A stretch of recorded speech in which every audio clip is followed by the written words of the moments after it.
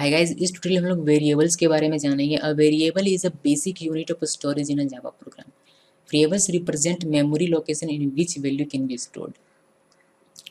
Okay, so variable simply मैं आपको समझा देता हूँ कि वेरिएबल क्या होता है। वेरिएबल कोई भी नाम हो सकता है, बस हमें कुछ रूल्स को फॉलो करने पड़ते हैं उस नाम को लिखने के लिए, यानी कि उस नाम में क्या क्या कुछ रिस्ट्रिक्शंस हैं जो जिसको फॉलो करना पड़ता है एक वेरिएबल नेम को लिखने के लिए। ओके, सो वेरिएबल नेम की हमें आवश्यकता क्यों पड़ती है किसी प्रोग्राम में। सो इसको एक बेसिक कॉन्सेप्ट के थ्रू समझिए। वेरिएबल नेम की हमें क्यों आवश्यकता पड़ती है किसी भी प्रोग्राम में। जैसे कि मान लीजिए कि एक इंटीजर वैल्यू है 10, ठीक है। सो 10 आपको रखना है अपने प्रोग्राम में, तो आप कहाँ रखेंगे? किसी लोकेशन पर रखेंगे, यानी कि आपका कोई भी मेमोरी, आपके मेमोरी के आप एक पूरा समझ लीजिए कि इसको और ईजी बनाते हैं। जैसे कि आपके पास अभी आपके हाथ में हो सकता है कि मोबाइल फ़ोन हो आपका, ठीक है। मोबाइल फ़ोन अगर आप रखते हैं तो आप कहाँ रखेंगे? अपने डेस्क में रखेंगे, अपने टेबल में रखेंगे। वहाँ जहाँ आप रखते हैं वहाँ समझिए कि उसका वो क्या है, एक लोकेशन है। तो उस लोकेशन का यहाँ प्रोग्राम में क्या होता है कि जब आप 10 को रखते हैं तो उसका भी एक लोकेशन में जाकर उसको रखना पड़ता है। लेकिन उस लोकेशन का जो एड्रेस है वो बहुत ही कॉम्प्लिकेटेड होता है प्रोग्राम में। मान लीजिए कि कुछ समझ लीजिए कि उस लोकेशन का एड्रेस कुछ ऐसा होगा 345X987F, इस तरह का उसका लोकेशन का एड्रेस होगा, जिस लोकेशन के एड्रेस को हम लोग याद नहीं रख सकते हैं। हम लोग इंसान हैं, इसलिए हम लोग उसको याद नहीं रख सकते। हम लोग क्या करते हैं कि उस लोकेशन को एक नाम दे देते हैं कि इस लोकेशन का नाम क्या है, इस लोकेशन का नाम है गिकी सोस, और यहाँ क्या रखा गया, यहाँ 10 रखा गया। तब हमें उस एड्रेस को, उस मेमोरी लोकेशन के एड्रेस को याद रखने की आवश्यकता नहीं है, बल्कि उस नाम को हमने याद रख लिया है कि यहाँ कहाँ है, वो गिकी सो में। तो जब भी हमसे हमें कोई पूछेगा कि 10 कहाँ है, तो 10 हम लोग कह देते हैं कि गिगी सोस में है। या तो अगर हम लोग ऐसा नहीं करेंगे तो हमें उस मेमोरी लोकेशन के एड्रेस को बताना पड़ेगा। जब भी हमें कोई पूछे कि 10 कहाँ है तो हमें उस एड्रेस को बताना पड़ेगा, जो कि हमारे लिए काफ़ी मुश्किल होगा। इसीलिए हम लोग वेरिएबल का यूज़ करते हैं उस मेमोरी लोकेशन को एक नेम देने के लिए। क्लियर है? Now kinds of variables. Instance variable are used to define the attribute of a particular object. ठीक है, ये तो सिंपल लैंग्वेज में है।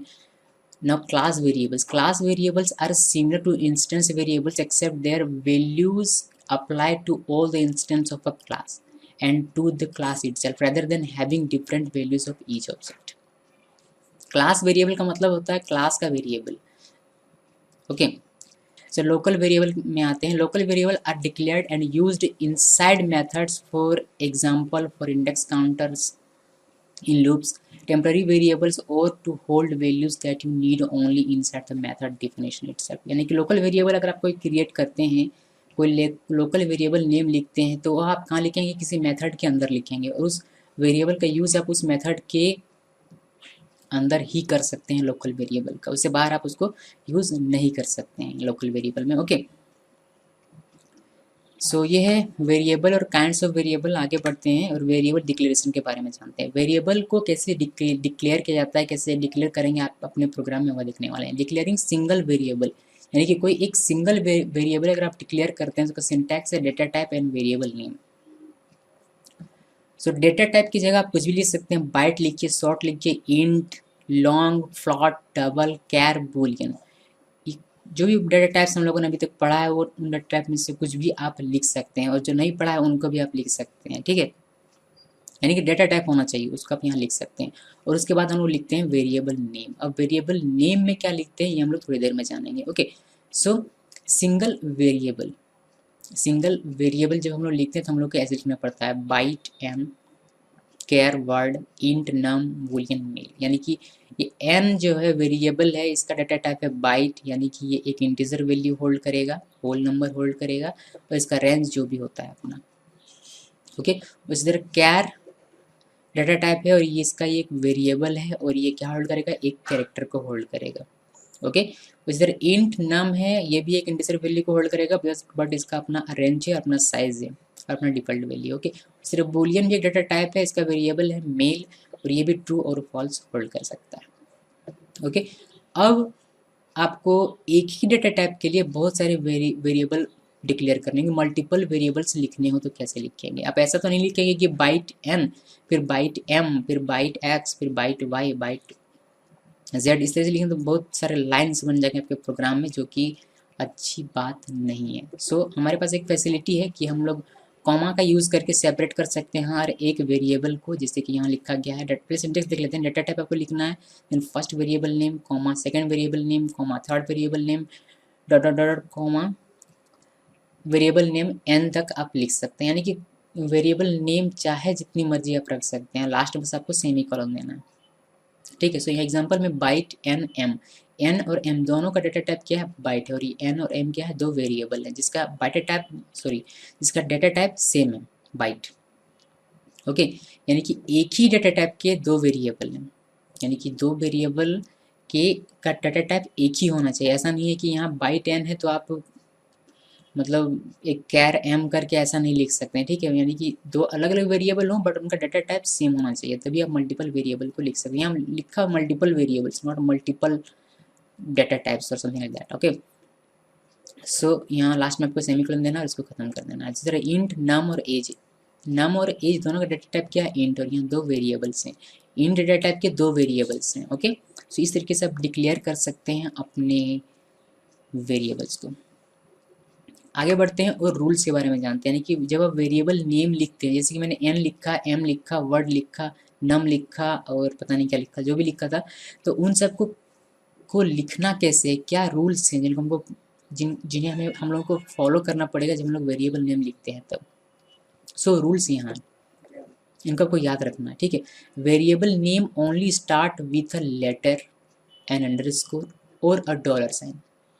इसके अलावा कुछ भी हो आप स्टार्ट नहीं कर सकते हैं। जैसे कि एक एग्जांपल लेते हैं कि मान लीजिए कि रूल्स एक वेरिएबल नेम है, ठीक है। रूल्स एक वेरिएबल नेम है, जिसका जो पहला वर्ड है, पहला जो अक्षर है, ये अक्षर एक लेटर होना चाहिए या फिर अंडरस्कोर होना चाहिए या फिर डॉलर साइन होना चाहिए, तभी वह एक वेरिएबल वैलिड वेरिएबल नेम होगा, अदरवाइज नहीं होगा। क्लियर है। नेक्स्ट पॉइंट है हमारा, variable name can not start with a number, यानी कि यहाँ आर के जगह पर आप कोई भी नंबर नहीं लिख सकते, वरना वो वेरिएबल वैलिड नहीं माना जाएगा। Okay, the Java language is case sensitive which implies that the variable num in lower case is different from the variable num in upper case। यानी कि जावा लैंग्वेज एक केस सेंसिटिव लैंग्वेज है, जिसमें कि आप अगर num स्मॉल में लिखते हैं और num कैपिटल में लिखते हैं तो दोनों को अलग अलग ट्रीट किया जाएगा, चाहे वेरिएबल नेम हो या फिर कुछ भी हो। ओके, नेक्स्ट पॉइंट में आते हैं। In Java a variable name can not start with a digit और हाइफन। ओके, ये तो डिजिट कहिए और नंबर कहिए वो तो से, और हाइफन भी आप नहीं दे सकते हैं। ओके, सो नेक्स्ट है हमारा, variable name can not contain any white space, यानी कि वेरिएबल नेम में आप स्पेस नहीं दे सकते। जैसे कि एक एग्जांपल लेते हैं, जैसे कि आप अपना वेरिएबल नेम लिखना चाहते हैं न्यू दिल्ली, तो न्यू और दिल्ली के बीच में आप स्पेस देते हैं जनरली हम लोग जब लिखते हैं तब, लेकिन स्पेस आप नहीं दे सकते हैं। आप न्यू दिल्ली को साथ में लिखिए या फिर न्यू के बाद एक अंडरस्कोर दीजिए फिर दिल्ली लिखिए, तो इस तरीके से आप लिख सकते हैं, लेकिन आप बीच में स्पेस नहीं दे सकते हैं जब आप वेरिएबल नेम लिख रहे हैं तो। ओके, सो इन रूल्स को फॉलो करना है जब आप वेरिएबल नेम लिखते हैं तब। नेक्स्ट आगे बढ़ते हैं, वेरिएबल इनिशियलाइजेशन, यानी कि इनिशियलाइज कैसे करेंगे वेरिएबल को। हालांकि ये मैं आपको एग्जांपल में दिखा चुका हूँ जब हम लोग डाटा टाइप पढ़ रहे थे तब, फिर भी हम लोग देख लेते हैं, ठीक है, कॉन्सेप्ट के तौर पर। आफ्टर डिक्लेरेशन, आपने डिक्लेयर कर दिया है पहले, डिक्लेयर करना मैं आपको बता चुका हूँ पहले ही, तो डिक्लेयर कर दिया उसके बाद आप लोग इनिशियलाइज करना चाहते हैं अपने वेरिएबल को, तो कुछ इस तरीके से करेंगे, ठीक है। वेरिएबल नेम लिखना है, देन इक्वल साइन देकर उसका वैल्यू लिखना है। जैसे कि नम एक वेरिएबल होगा हमारा और इसमें हम लोग 10 वैल्यू दे रहे हैं इसको, जाहिर सी बात है कि इसका जो डाटा टाइप होगा वह इंटीजर होगा, या तो बाइट हो सकता है या फिर इंट हो सकता है, या फिर शॉर्ट हो सकता है, फिर लॉन्ग हो सकता है। तो इसका आप ने पहले से डिक्लेयर किया हुआ, देखिए इस तरीके से आपने इसको इंट नम करके पहले से डिक्लेयर किया हुआ था, ये वेरिएबल डिक्लेरेशन है, तो आपने पहले से डिक्लेयर कर दिया, उसके बाद आप नम इक्वल 10 लिख सकते हैं, तो ये क्या करेगा, नम 10 वैल्यू को होल्ड करेगा, ठीक है। सो इस तरीके से आप कर सकते हैं क्योंकि ये ईजी है। नाउ सेकंड हमारे पास तरीका ये है कि ड्यूरिंग डिक्लेरेशन, आप जब आप वेरिएबल को डिक्लेयर करते हैं उसी वक्त उसको इनिशियलाइज भी कर दीजिए, इसको डायनेमिक इनिशियलाइजेशन भी कहते हैं। जैसे कि हम लोग क्या करते हैं, सिंटैक्स में लिख लीजिए, जैसे डेटा टाइप लिखते हैं, वेरिएबल नेम लिखते हैं, सेमी कोलन दे देते हैं, ये डिक्लेयर वेरिएबल को डिक्लेयर करने से कहते थे। लेकिन अब हम लोग क्या कर रहे हैं कि हम लोग सेमी कोलन यहाँ नहीं दे रहे हैं, बल्कि यहाँ इक्वल साइन देकर इसको वैल्यू दे रहे हैं, यहाँ सेमी कोलन होना चाहिए, सॉरी फॉर दिस, यहाँ सेमी कोलन होगा। ओके, सो एग्जांपल में देखिए, जैसे कि डाटा टाइप मेरा इंट, वेरिएबल नेम दिया है मैंने नाम, और इक्वल साइन दे दिया मैंने यहाँ और लिख दिया मैंने वैल्यू 7 और semi colon. Sir care name और सिंगल कोट्स के अंदर ए कैरेक्टर दिया और ये सेमीकोलन। तो ये जो होता है इसे हम लोग कहते हैं डायनेमिक इनिशियलाइजेशन या फिर ड्यूरिंग डिक्लेरेशन इनिशियलाइजेशन। ओके, जो भी कहिए आपकी मर्जी है, जैसे आप इसको वर्ड में एक्सप्लेन कर सकते हैं।